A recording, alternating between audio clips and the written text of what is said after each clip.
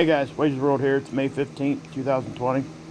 I just wanted to pop on here real quick and give you a little update of what's going on. It's a pretty big earthquake in Nevada.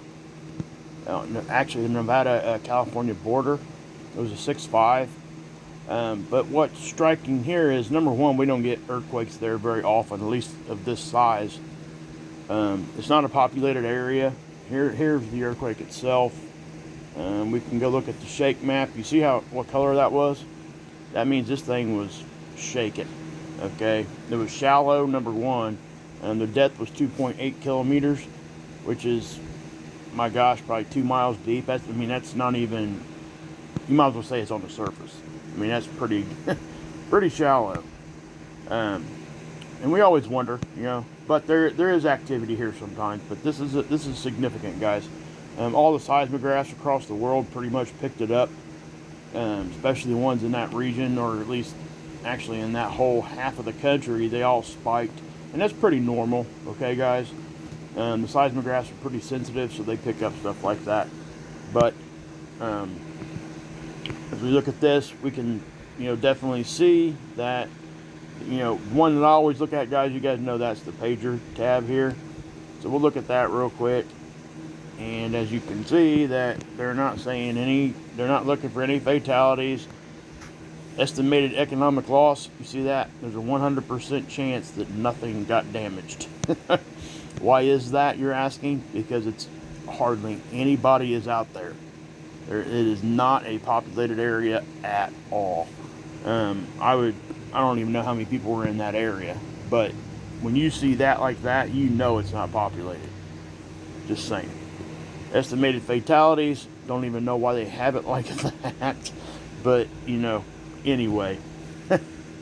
There's just no way that was doing any damage to anything, because there's nothing there, guys. It could do some damage to the ground, I guess, but no structures is what I'm trying to say. So, but what's kind of striking about this one, guys, is the amount of aftershocks that are happening as we speak. Okay? They're still ongoing. I was like, when you first click on here and you go to USGS, this is what you see, right? Now you start scrolling down. It took me forever to get down to the actual initial quake. Okay, you guys seeing this? It'll show up in red when I get there. See it? And all of these, Nevada. Okay, these are all aftershocks. And these aren't small either. Okay, there's a 4.5, 4.8. This thing, it's shaking out there, guys. It's not stopping. So, then you get one in Puerto Rico. Obviously, there's stuff going on in other parts of the world. But the majority of what we're seeing right now is right here. That's pretty significant. And there's another 4.8. We're talking hours afterward. So, at what point do you start calling these things separate quakes? I really don't know. But, we're seeing multiple 4.5 above aftershocks. And look at all these. That's what struck me, guys. My gosh.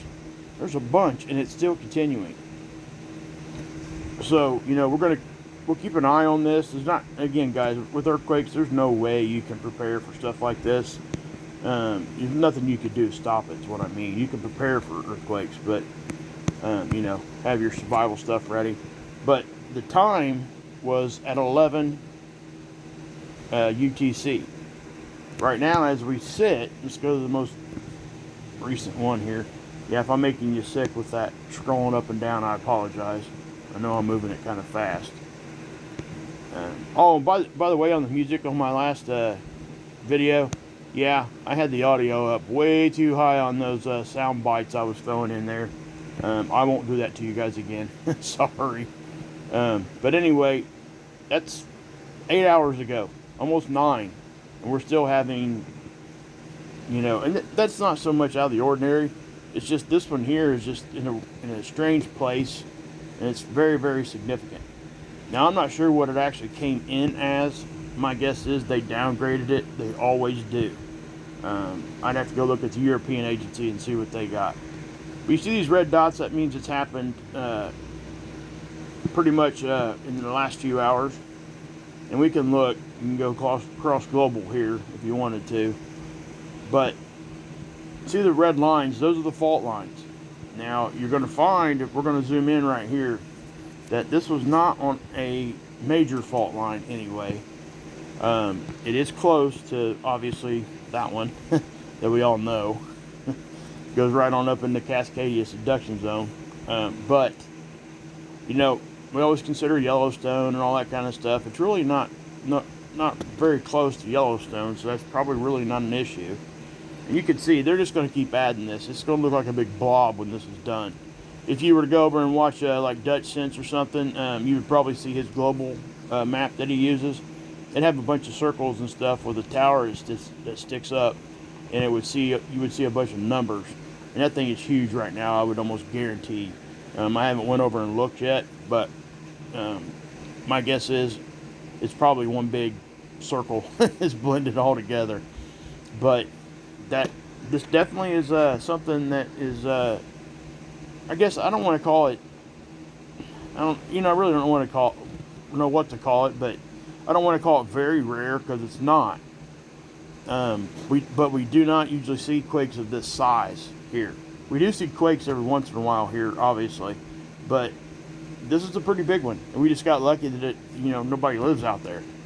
So, yeah. So hold on a second.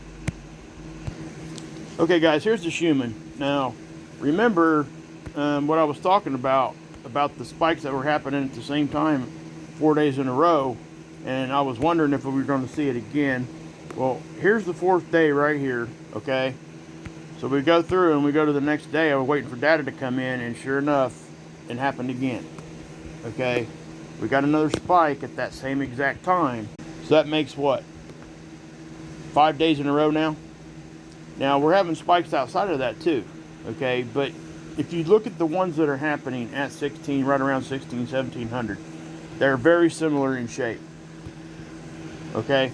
So that leads me to believe that it's coming from the same source. Whatever's causing that, it's the same thing over and over and over again. Now, we do have, this other spike, and then this one here. What's different about what we've been seeing on that last one is that the fact that it's staying consistent all the way across.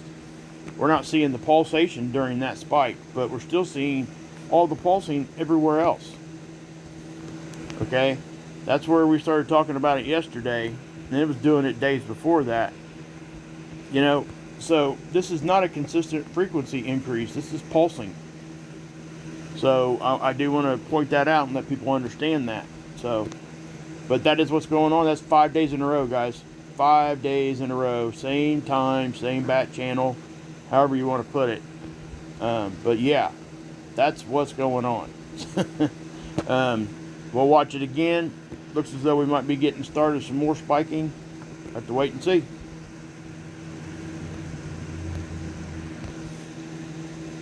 Okay, guys. Got you over at Seeds, and yes, another CME. These are small ones again, but these are happening, every day, sometimes multiple times a day. What we actually get to see this one on stereo A too, and it shoots out a pretty concentrated ball of energy, plasma or whatever. I can take you over and show you that here in a second. But you can see this fire off on this one. I went over and checked out the CME tracker, and it's not updated since the 12th. So it's not putting this one on there yet. It may, but this tool isn't even catching it as a CME, but it is. Okay, that is a CME. It's releasing plasma from the sun. So and I'll show it to you over here on stereo A in a second. But here's the red one, the red view. And you can see it there too. It's just not as prevalent. Okay, it is harder to see on this view, which is why we like this one. Okay, just to be honest, that's why we use that one. It's just easier to see. So let's go over and look at stereo A and see what it's got to show us. And remember, this is our side view. Okay, Earth is pretty much here. Satellite's here. Okay. So satellite's looking at the sun. So you wonder if this thing's coming at us. I can't say if it is or not. I looked at it on SDO. If I had to guess, I would say no, maybe a glancing blow. But this definitely is either blowing off of the side. I don't think this is blowing towards the back. So if this is blowing, you know, if it came off directly to the side or at an angle towards us, it's possible. I'm not sure. But we got days to watch this thing, okay? It'll take it 4 or 5 days to get here. So we'll talk about that as, you know, as it gets closer. And I'll keep you guys updated on that. But you can see how it did a pretty concentrated ball. It's really small. Okay, and again, really, really small ejections going on here. Even if that thing was to, you know, affect the Earth in any way, I don't think it would be a very big deal. We would see probably an increase in geomagnetic activity, but it would be very minimal. So, you know, take that for what it's worth. Okay, guys, I got you over at SDO. This is the 171 angstrom. We're going to try to see if we can't see it when it ejected. Remember that occulter was in the way, so it ejected before we actually seen it. Just so you know, ours, because it was moving slow, and I can tell you right now what I just seen right there was probably what we just seen. What am I talking about? Well, we'll watch this time lapse real quick. You'll see a little flash. You'll see it eject out, and it'll be pretty quick probably here. Let's look at it right in here. See it? You guys see that fly through there? That was probably it. It's still doing its little puffing and stuff here. So, and that's the same area of the sun that's been active anyway. Now, you know, that blew off that way. I still can't tell you if it's coming at us or not. Obviously, that thing, it moved pretty quick. But we'll keep an eye on it, see what the CME tracker, see if it updates. If not, guys, if we never even know, it probably won't even affect us much. Just so you guys know. That was a very small one. It wasn't huge at all, really. Sometimes when we get those, sometimes even if it does make it here to Earth, it doesn't even affect us geomagnetically. We just fend it off, and it doesn't even, or don't even see anything from it. So, but this is what I want to talk about real quick, because this is that active area of the sun I was trying to show you guys yesterday. And this thing is now getting ready to pop over the limb of the sun and become Earth facing. The second that it does that, I'm sure they'll be looking to see if this has umbras underneath it, the right ones to actually classify it as a legitimate sunspot. My guess is they probably will. I don't know for sure, but this area of the sun has been very active. It's been doing, you know, shooting CMEs left and right. Okay. Small ones, like I said before, but you know, multiple small ones in a row can really give us some geomagnetic, you know, unrest. So as this thing becomes, you know, facing us, we're going to have to keep an eye on that. And it's rolling around. It's not going away. You know, I was kind of hoping it would die down a little bit, but it's not. That thing is, you can see how far it's reaching up past or off the surface of the sun. Even the main energy from it. I mean, look at it.